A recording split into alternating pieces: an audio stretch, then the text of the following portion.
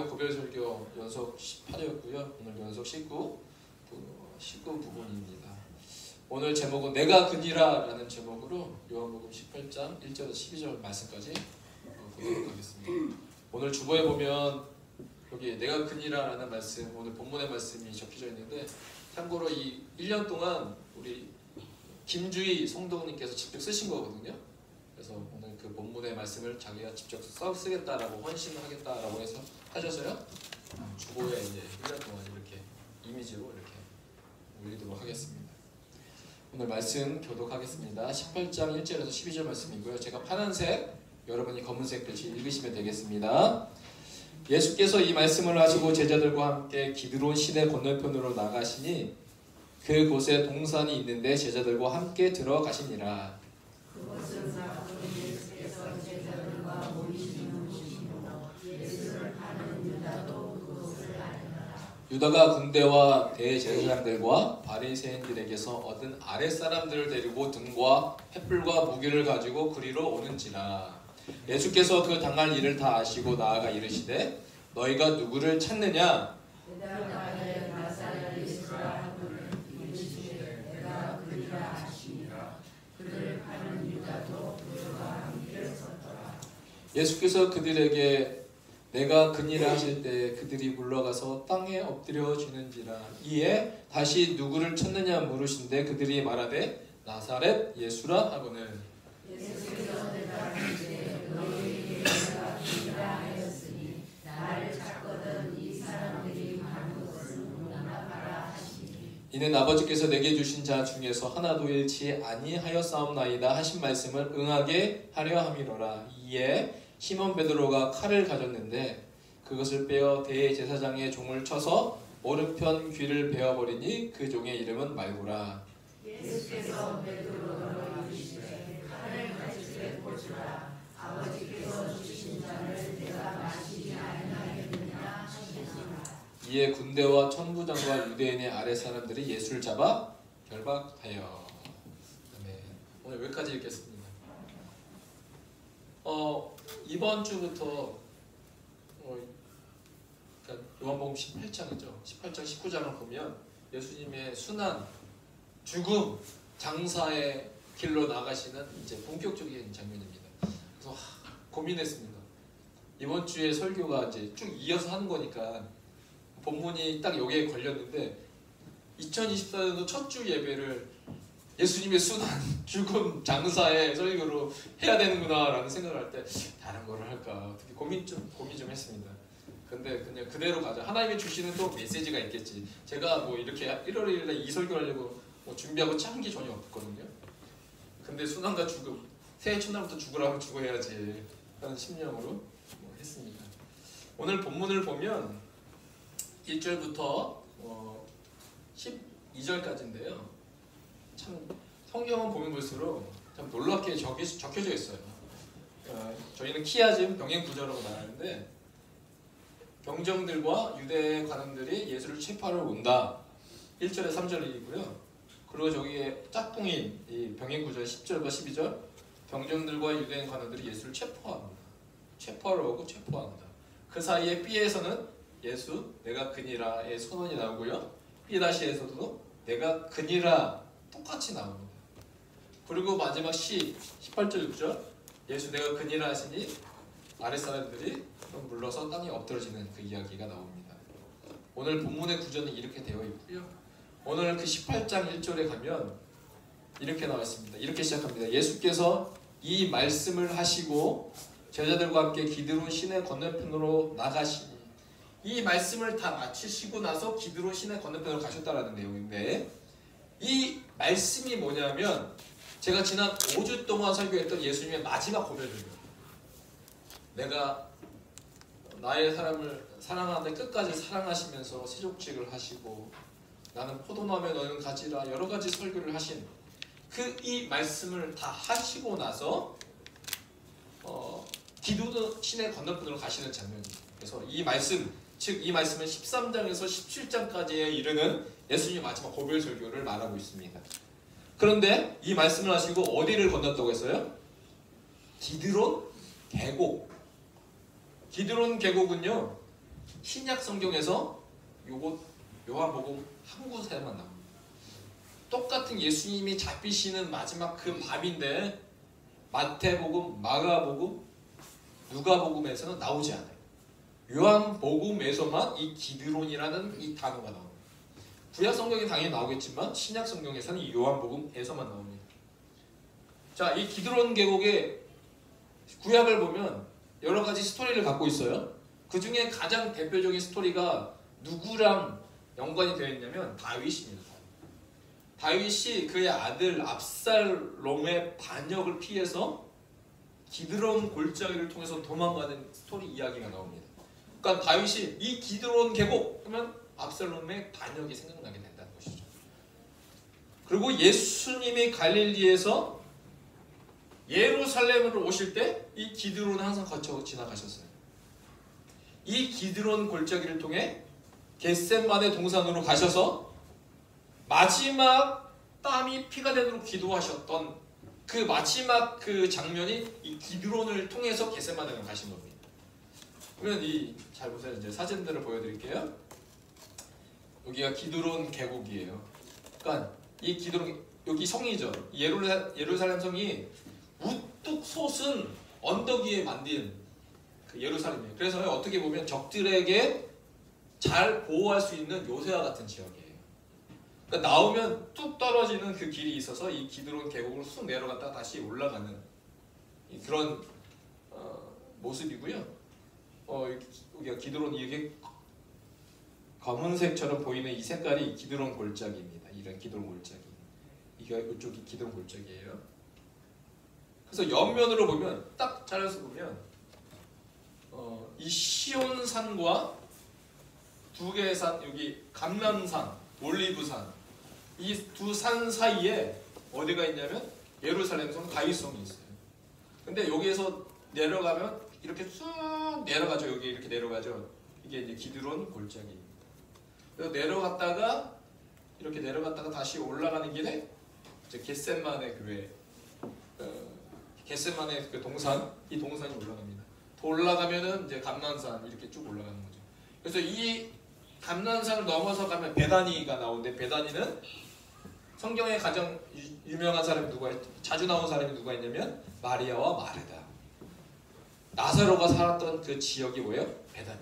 그러니까 예수님 항상 베다니에서 감난산을 지나서 예루살렘 성으로 그 지나갈 때 이 기드론을 항상 지나가셨다라는 것을 우리가 알 수가 있습니다. 그래서 기드론을 통과해서 동산으로 가셨다라고 오늘 강조하고 있어요. 오늘 기드론 시내 건너편으로 나가시니 그곳에 뭐가 있다고? 동산이 있는데 그 동산은 마가복음 14장과 마태복음 26장의 겟셋만의 동산이라고 우리는 익히 알고 있습니다. 잘 보세요. 이 기드론의 골짜기의 시작점에는 뭐가 있냐면 예수님을 증거하다가 순교한 스데반의 집사의 순교 기념 수도원이 있습니다. 이렇게 생겼어요. 그러니까 이 기드론이라는 계곡에 수많은 것들이 있어요.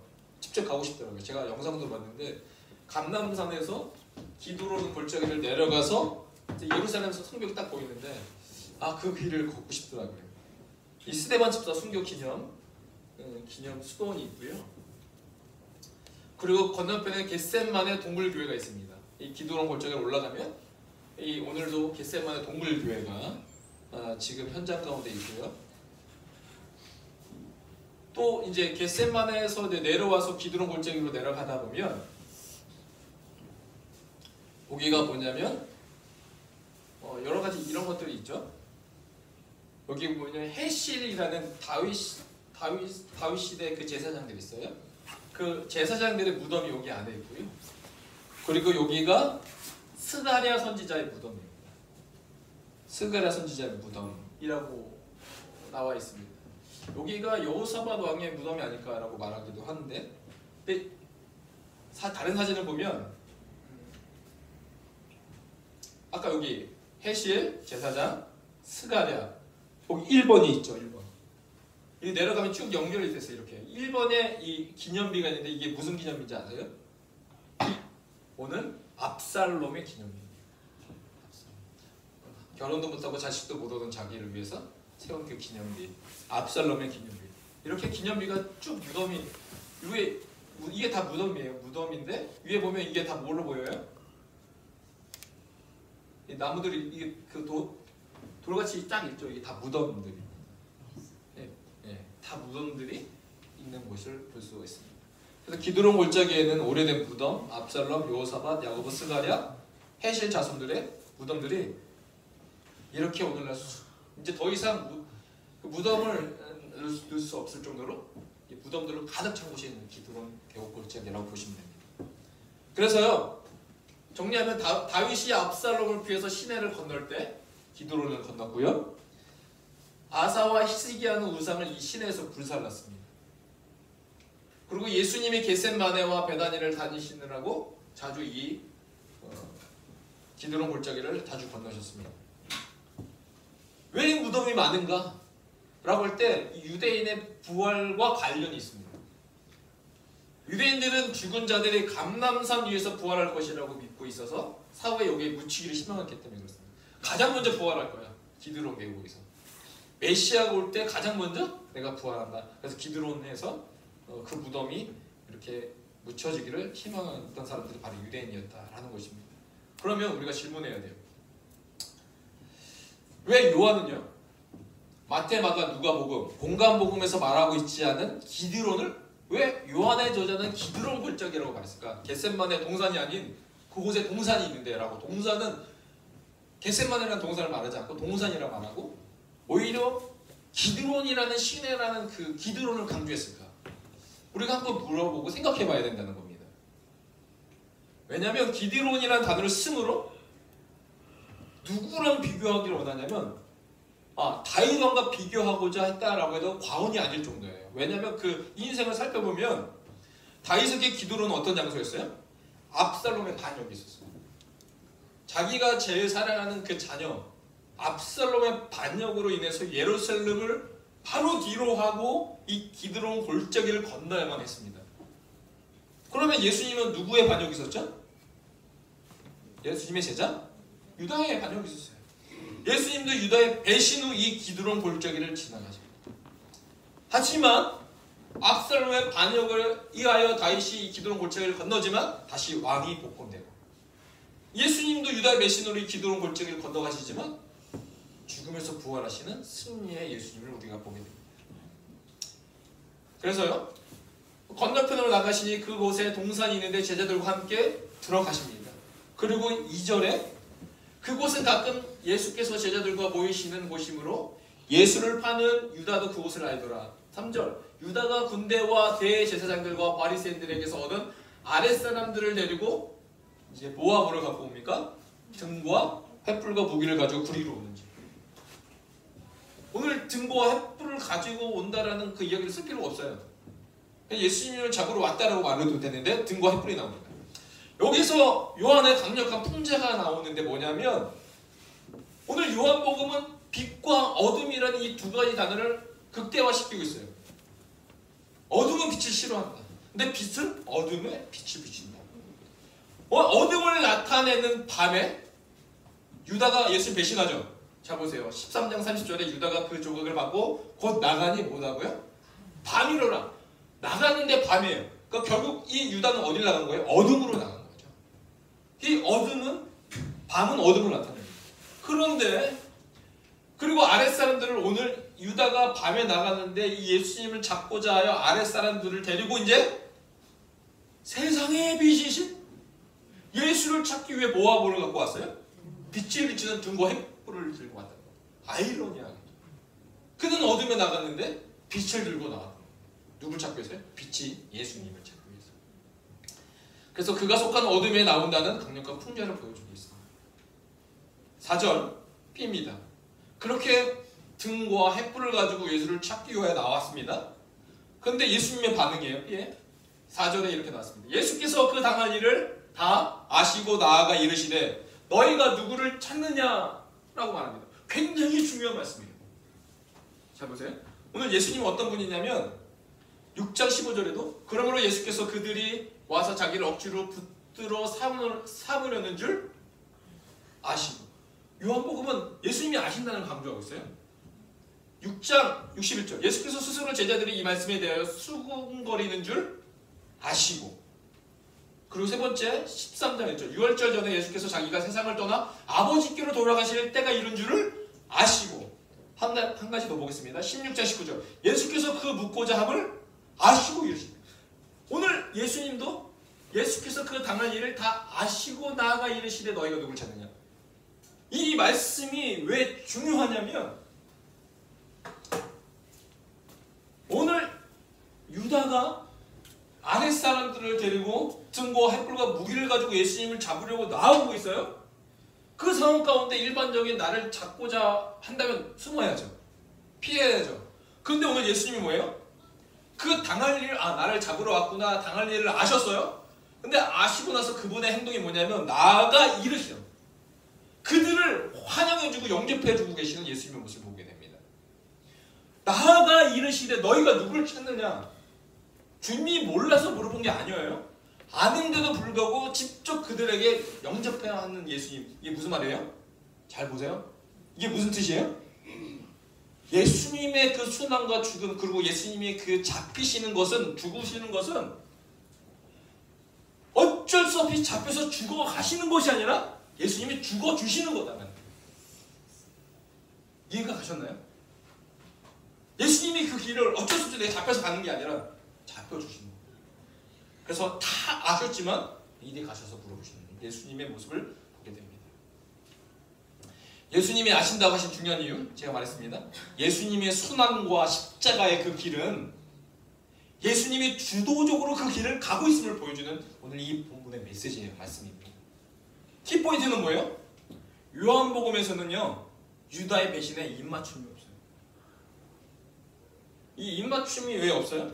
입맞춤을 한다는 것은 유다가 지금 아랫사람들에게 뭘 하는 거예요? 이 사람이 예수니까 지금 신호를 보내는 거잖아요. 그냥 잡아. 왜 없을까요? 요한복음에는요, 유다가 입맞춤을 하고 작전이 개시가 되었으니까 잡아라 해서 잡혀가는 수동적인 모습이 아니라는 겁니다. 요한은 그걸 보여주고 싶지 않았어요. 뭐예요? 예수님이 가시는 그 십자가의 그 길은 뭐예요? 예수님이 능동적으로 주도적으로 가시는 길입니다 라는 것을 보여주기 위함이었습니다. 그래서 B와 B'는요, 너희가 누구를 찾느냐, 이거를 그래서 반복하고 있어요. B에서 4절에 너희가 누구를 찾느냐 이렇게 말씀하셨다면, B에서 7절에 이에 다시 누구를 찾느냐 두 분이나 말하고 있어요. 누구를 찾느냐? 예수님이 직접 말씀하고 있어요. 그리고요, B에서 5절에 대답하되 나사렛 예수를 한 분을 이르시되 내가 그니라 다시 한번 확인해주고 있어요. 직접 확인해주고 계세요. B에서 뭐라고요? 이에 다시 누구를 찾느냐 물으신데 그들이 말하되 나사렛 예수라. 여기 B에서는 나사렛 예수, B에 나사렛 예수 똑같이 말하고 있어요. 그래서 8절에 예수께서 대답하시되 너희에게 내가 그니라 하였으니 라고 다시 한번 예수님이 강조하고 그 찾는 사람이 바로 나다라고 말하고 있습니다. B와 B-에서도 내가 그니라 병에 키아즘 짝꿍이 되고 있어요. 주님이 내가 그니라 라고 말씀하신 그 이유가 무엇입니까? 이 고난의 길, 이 십자가의 길이 내가 어쩔 수 없이 가는 수동적인 그것이 아니라 능동적으로 주님이 이 십자가 길을 가시고 계심을 보여주기 위한 요한의 글이었음을 우리는 깨닫게 됩니다. 잘 보세요. 오늘 C에 내가 그니라, 오늘 B와 B-에 내가 그니라 말했다면, 오늘 핵심 6절에도 뭐라고 반복하고 있어요?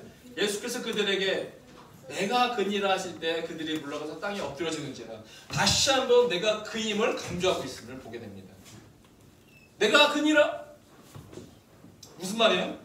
지금 예수님이 거룩한 야훼 하나님, 거룩한 야훼의 신성한 이름을 선포하고 있어요. 언제? 예수님 잡히시는 그날 밤 능동적으로 내가 이 구원의 길, 십자가의 길, 인류 만민을 위한 그 복된 그 길을 위하여 예수님이 선언하고 있어요. 뭐예요? 내가 그니라. 그것도 예수님이 잡히시기 전 3번이나 선포해요. B, C, B'에 내가 그니라. 그런데 주목해야 할 부분은 내가 그니라라고 선포하실 때 어떠한 일이 일어났느냐, 어떠한 현상이 일어났느냐라는 것이죠. 잘 보세요. 우리가 이것을 주목해야 돼요. 예수께서 그들에게 내가 그일을 하실 때 뭐라고 나와있죠? 다 같이 읽겠습니다. 시작. 그들이 물러가서 땅에 엎드러지는지라. 자, 그들이 누구죠? 잡으러. 우리가 이게 놀라운 사실은요, 예수님이 십자가의 길, 그 순환 고난의 길에 가기 앞서서, 잡히기 앞서서 내가 그니라라고 하셨을 때 등과 횃불과 무기를 가지고 온 사람들이 그 말씀을 들을 때 어떻게 됐어요? 와당탕 땅에 엎드렸어요. 바로 병정들이 땅에 넘어지는 현상이 일어나게 됩니다. 놀라운 뭐예요? 영적 현상이 그 가운데 일어났어요. 내가 그니라 선포할 때. 잘 보세요. 우리 하나님께서 아니면 예수님이 내가 그니라라고 말씀하실 때마다 놀라운 일이 벌어졌어요. 오늘 요한복음 6장에 보면 오병이어 사건 이후에 제자들이 배를 타고 갔을 때 주님이 똑같은 말을 선포하지 않습니까? 큰 바람이 불어 파도가 일어나더라. 마치 예수님을 잡으려고 했던 아랫사람들의 큰 위험과 같은 큰 바람이 오늘 제자들에게 불었어요. 파도가 일어났어요. 그러니까 제자들이 노를 저어 10여리쯤 가다가 예수께서 바다 위로 걸어 배에 가까이 오심을 보고 두려워하거늘 예수님이 뭐라고 선포합니까? 내가 그니라 똑같은 거예요. 에고 에이미. 내니 두려워하지 말라 하신데 이에 기뻐서 배로 용접하니 배는 곧 그들이 가려던 땅에 이르렀다. 오늘 주님이요, 성남 파도에 그 휩싸여서 그 배 가운데 사경을 헤매는 제자들에게 내가 그니라 라고 선포하실 때 성남 파도가 어떻게 됐어요? 그 수많은 아랫사람들이 예수를 잡으러 오는 사람들이 갑자기 의기등등하게 왔다가 꼬꼬라져서 조용했던 것처럼 성남 파도도 갑자기 확 꼬꼬라져서 조용하게 되었어요. 그리고 그 배의 목적지를 온전히 가게 되었어요. 내가 그니라 선포하실 때 병정들도 땅에 넘어졌어요. 즉 예수님이 잡히실 때 뭐가 있었다는 거예요? 강력한 임재가 있었음을 보여주는 거예요. 강력한 임재. 그러니까요, 내가 그니라 하실 때 땅에 엎드렸던 사람들의 모습을 보면 예수님의 십자가의 길은 어쩔 수 없이 잡혀서 죽어가는 수동적인 삶이 아니라 우리 주님의 능동적인 선택의 십자가의 길이었음을 우리는 알 수 있다. 주님이요, 그렇게 우리를 사랑하셨다는 거예요.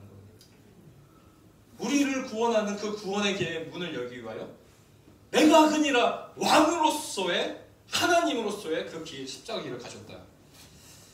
놀라운 일이죠. 우리는 한번 생각해 봐야 돼요. 언제 강력한 임재가 선포됩니까?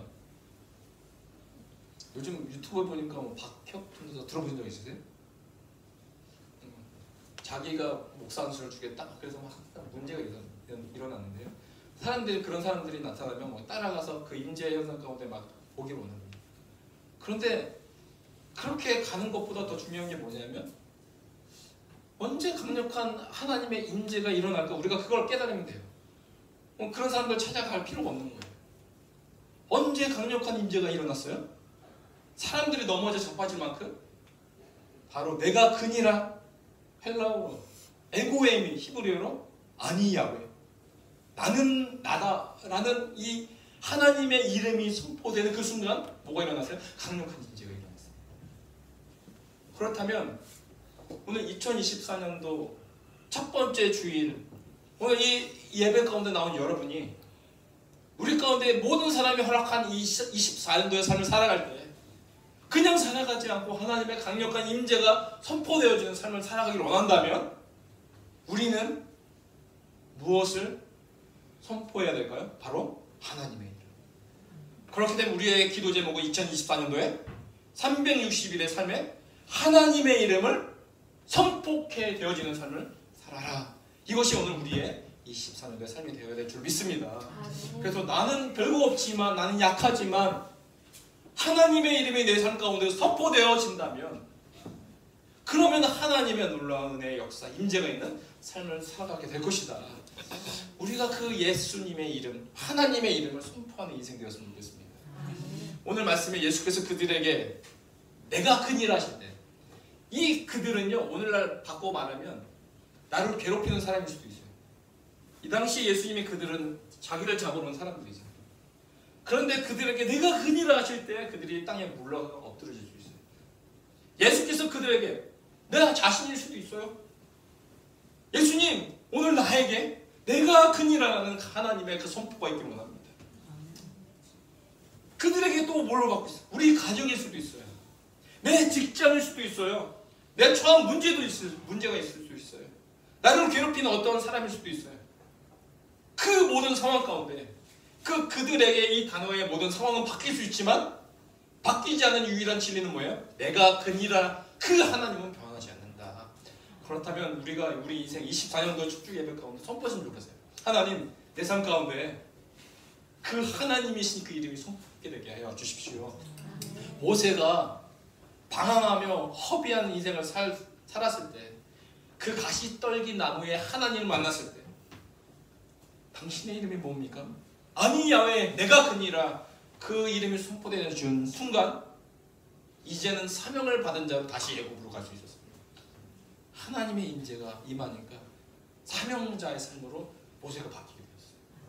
오늘 우리의 삶도 마찬가지입니다. 방황하고 부족하고 연약한 인생 가운데 뭐가 선포되어야 될까요? 하나님의 이름. 하나님의 이름이 선포되어지는 2024년도 되게 하여 주십시오. 오늘 시간 그거 놓고 기도했으면 좋겠어요. 첫 주 예배는 내가 그니라. 예수께서 그들에게 내가 그니라 하실 때 그들이 물러가서 땅에 엎드려지는 역사. 예수님이 어쩔 수 없이 잡히시는 것이 아니라 십자가의 길, 고난의 길은 철저하게 예수님이 주도하여 진행된 사건임을 우리 믿습니다.